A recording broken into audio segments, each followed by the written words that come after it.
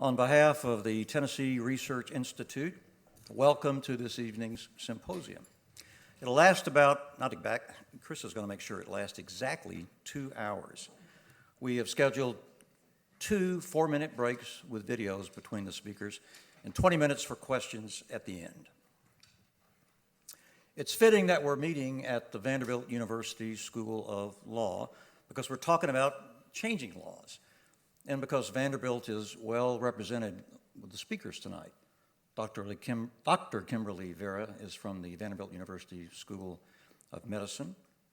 John Hudak earned both his master's and doctorate at Vanderbilt.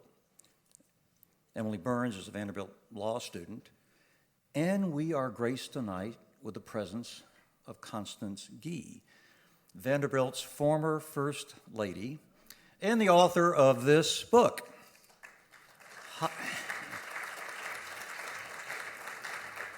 Higher Education, Marijuana at the Mansion.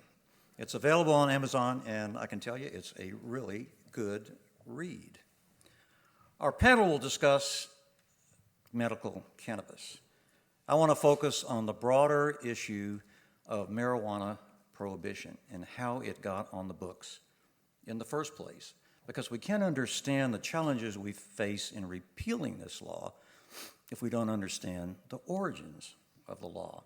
So I'll begin with my own Vanderbilt connection. A couple of months ago, I chaired my 50th class reunion at Vanderbilt. And 50 years ago, I never saw cannabis on campus. A few years later, I'm in the Navy, assigned to a captain's mast, which is trying a young sailor apprehended smoking pot on the ship. I'd been warned about the dangers of pot, and I wrote the dissenting opinion because I thought this guy didn't get a severe enough penalty. A couple of years later, I'm back in an academic environment, Indiana University, it's 1970, and I'm stunned to find that most of my business school classmates smoke pot.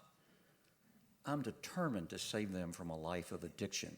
So I go to the library and I check out the books on cannabis, and I'm stunned again. I find out that I have been lied to by the government that I served, to which I pledged my allegiance. It made me angry, and it still does. So I became one of the early activists for marijuana law reform. 2 years later, it's 1972. We are all anxiously awaiting for the report of the National Commission on Marijuana and Drug Abuse appointed by President Nixon. The founder of NORML, the National Organization for the Reform of Marijuana Laws, assured us that with this report, we are likely to legalize marijuana around the country by 1978.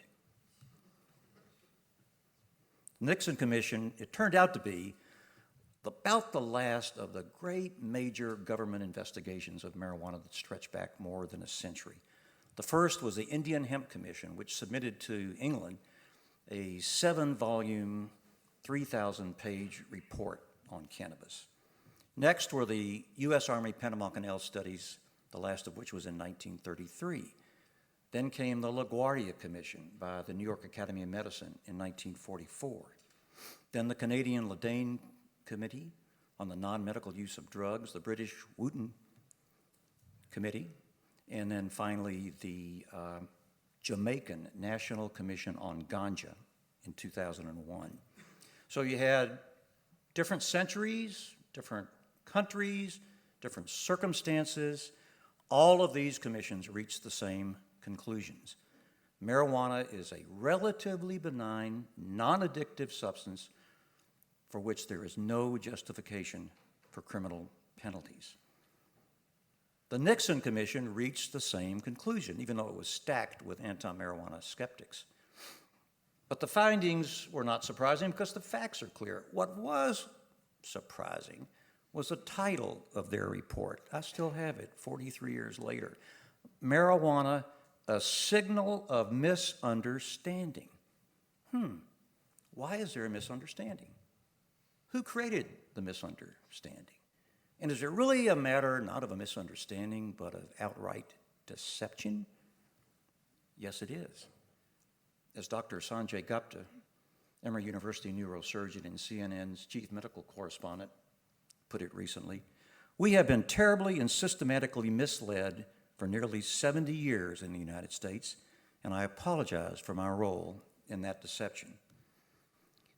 That deception began in the 1930s, ironically tied to the end of alcohol prohibition. We repealed the Volstead Act. It disappeared. Alcohol prohibition, at the national level at least, disappeared, but bureaucracies never disappear. So the agents who were charged with enforcing the Volstead Act need a new prohibition, and they need it right away. And marijuana is their target, because marijuana is not widely used, not widely known, and most of those who use it are minorities with no political influence whatsoever. So the feds could demonize marijuana, creating fear about both the substance and those of us who use it. How bad were their lies? Here's what Harry Anslinger, America's then drug czar, said as he lobbied Congress to pass pot prohibition. These are his exact quotes. "Marijuana is the most violence-inducing drug in the history of mankind. But the primary reason to make marijuana illegal is its effect on the degenerate races. There are 100,000 total marijuana smokers in the U.S., and most are Negroes, Hispanics, Filipinos, and entertainers. Their satanic music, jazz and swing, results from marijuana use, which causes white women to seek sexual relations with Negroes, entertainers, and any others. Reefer makes darkies think they are as good as white men. Some people could smoke 5 marijuana cigarettes before homicidal mania would take effect. But all the experts agree that continued use leads to insanity. All the experts agree continued use leads to insanity. We laugh, kind of cringe at these lies now. But our grandparents and parents accepted them as the truth. So did the legislators. So despite the opposition of the American Medical Association, which shot down every one of Anslinger's claims and didn't want to lose cannabis as medicine, it sailed through Congress with 90 seconds of discussion on the floor of the House.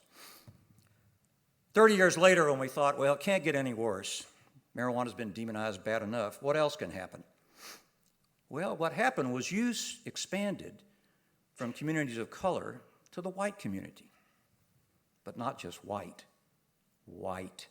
hippies.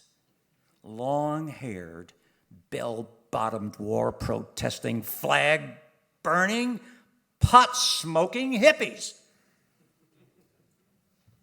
In an age characterized by the so-called generation gap, the commission reported, marijuana symbolizes the cultural divide. Many see the drug as fostering a counterculture which conflicts with basic moral precepts. A plant fosters a counterculture conflicting with basic moral precepts. Think about that. Nixon, of course, he rejects the recommendations of his own commission, telling Chief of Staff Bob Haldeman on the White House tapes, "You know, it's a funny thing. Every one of the bastards that are out for legalizing marijuana is Jewish. What the Christ is the matter with the Jews, Bob? I suppose it's because most of them are psychiatrists, you know. So many, all the greatest psychiatrists are Jewish. By God, we're going to hit this marijuana thing, and I want to hit it right square in the puss." John Ehrlichman, Nixon's top aide, got to the heart of the matter. "Look, we understand we couldn't make it illegal to be young or poor or black in the United States, but we could criminalize their common behavior, their common pleasure. More than any other policy, I would submit, besides slavery, marijuana prohibition is a stain on the honor of the country. Why does it remain? 2 reasons. First, because of organizations that ride the gravy train of pot prohibition and continue to demonize marijuana. The Drug Enforcement Administration, the National Institute on Drug Abuse, the White House Office of Drug Control, drug testing companies, private prison companies, prison guard unions, big pharma.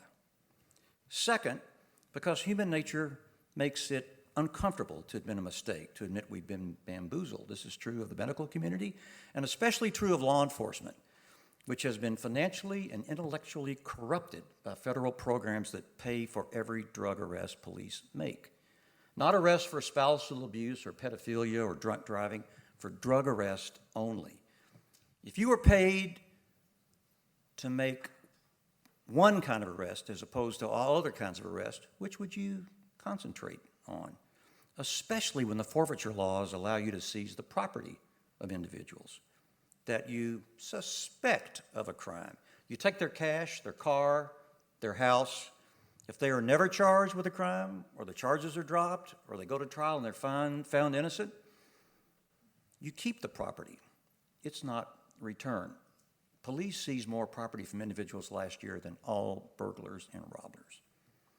Money aside, police are understandably reluctant to acknowledge the failure of the war on marijuana because as the soldiers we have placed in the forefront, they have experienced and caused casualties. Their colleagues have been killed.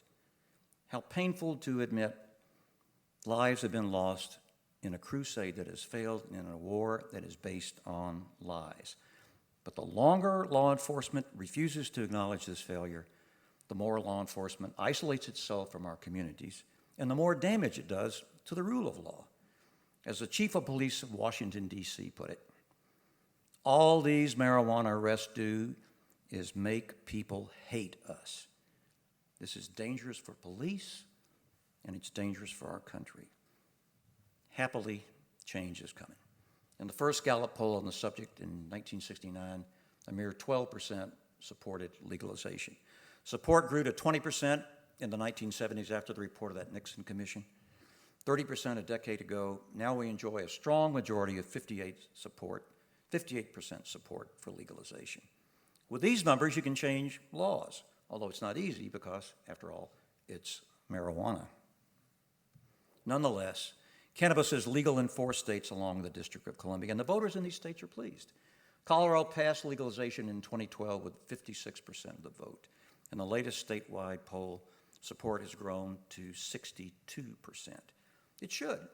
Crime is down, traffic fatalities and teen use continue to decline. More than 16,000 jobs have been created. Colorado collects more revenue from marijuana sales than alcohol. And perhaps most important, thousands of Coloradans have not been dragged through the criminal justice system. Based on this success, at least 4 and as many as 8 states will legalize marijuana this year. I hope this background on how we got into the marijuana mess in the first place has been helpful. Now let's turn to medical cannabis. Medical cannabis enjoys overwhelming support among Tennesseans, 75% support, according to MTSU and Vanderbilt polls. We've already passed limited CBD legislation in Tennessee for children with epilepsy and the bill authorizing farmers to grow hemp. Senator Steve Dickerson could not be with us tonight, but we could not have a better advocate for medical cannabis in the General Assembly than Dr. Dickerson. In his words, we are on the right side of history. Medical cannabis raises important questions involving physicians, research, patients, law enforcement, tax collection, zoning, licensing. Our speakers are well qualified to address these issues, so let's welcome the first.